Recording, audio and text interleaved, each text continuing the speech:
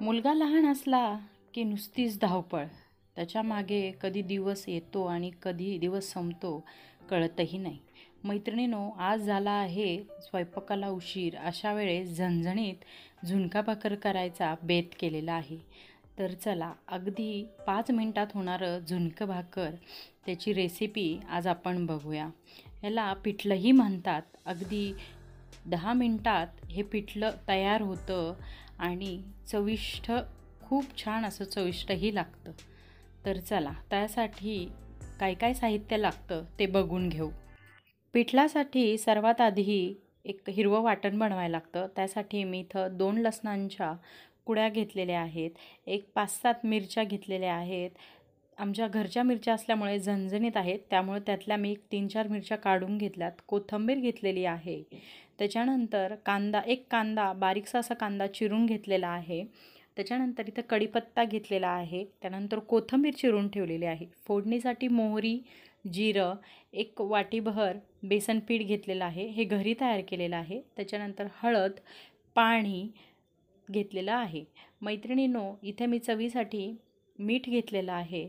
त्यानंतर जे आपण साहित्य बघितलं, लसूण, हिरवी मिरची आणि कोथिंबीर, ते सगळं मी आणि थोडंसं जिरं घेऊन ते मी सगळं मिक्सरमधून त्याचं वाटण बनवून घेतलेलं आहे.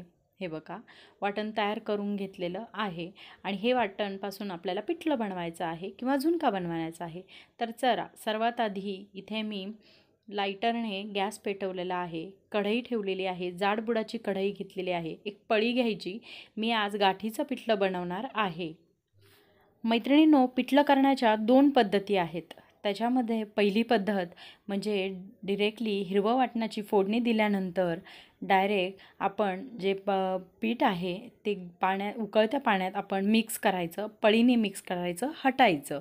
आणि दुसरी अशी पद्धत आहे की जे पाणी असतं ते पाण्यामध्येच खालीच आपण बेसन पीठ मिक्स करून त्याच्यानंतर ते त्यानंतर आपण जेव्हा फोडणी देतो तेव्हा ते फोडणीत ते बेसन पिठाचं जे पाणी मिक्स केलेलं असतं ते ओतलं जातं. ह्याच्यामुळे गाठी बनत नाहीत.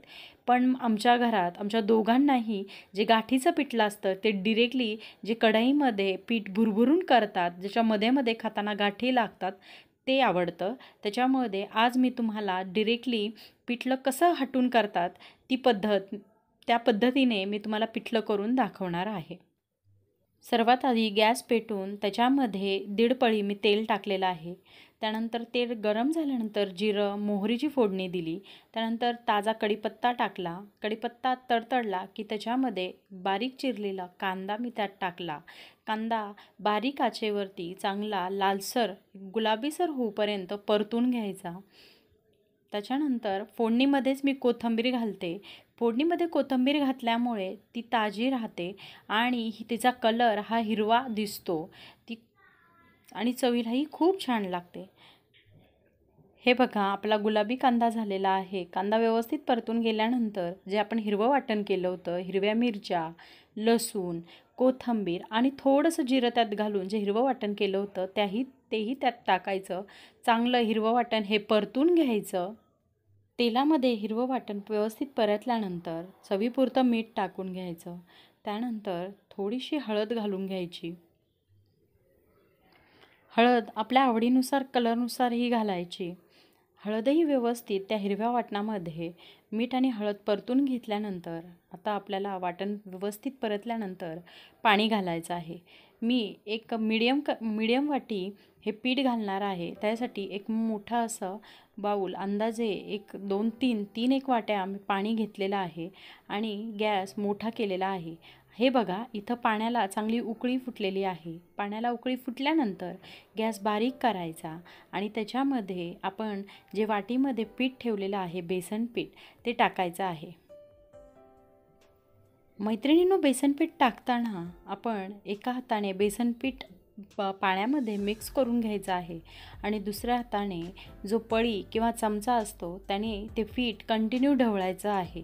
आपण जितके चांगल्या रीतीने हे व्यवस्थित पीठ ढवळून घेणार तेवढ्या गाठी त्याच्यामध्ये कमी होतात आणि जसं पिठलं हे शिजत जातं, ते पीठ शिजत जातं, त्याच्यामधल्या गाठी ह्या कमी कमी होत जातात.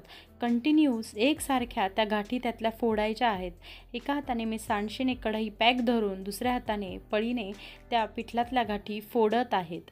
आणि ह्या गाठी फोडून झाल्यानंतर गॅस मंद आचेवरती ठेवून हे आपण केलेलं पिठलं आहे ते शिजवून घ्यायचं आहे. ते मस्तपैकी त्याला बबल्स येतात, फडफड फडफड असं ते पीठ हे शिजतं आणि व्यवस्थित बेसन पीठ हे शिजल्यानंतर त्याच्यामध्ये वरून आपण कोथिंबीर घातलेली आहे आणि कोथिंबीर एक जीव त्यात व्यवस्थित शिजून घ्यायची आणि बारीक मंद आचेवरती हे पिठलं शिजल्यानंतर रेडी होतं. मैत्रिणींनो, या पद्धतीने नक्कीच पिठलं करून बघा. अगदी स्वस्तात मस्त घरी झुणका भाकर खाण्याचा आनंद घ्या. खूप छान हे पिठलं लागतं. आमच्या ह्यांना तर खूप आवडतं. काही जणी त्याच्यात तेल घालून खातात, काही जण तूप घालून खातात, पण मला तसंच पिठलं खायला आवडतं. मैत्रिणींनो, व्हिडिओ आवडला असेल तर लाईक करा, शेअर करा आणि भाग्यास लाईफस्टाईल आणि ब्लॉग या माझ्या व्हिडिओला सबस्क्राईब करायला विसरू नका. धन्यवाद.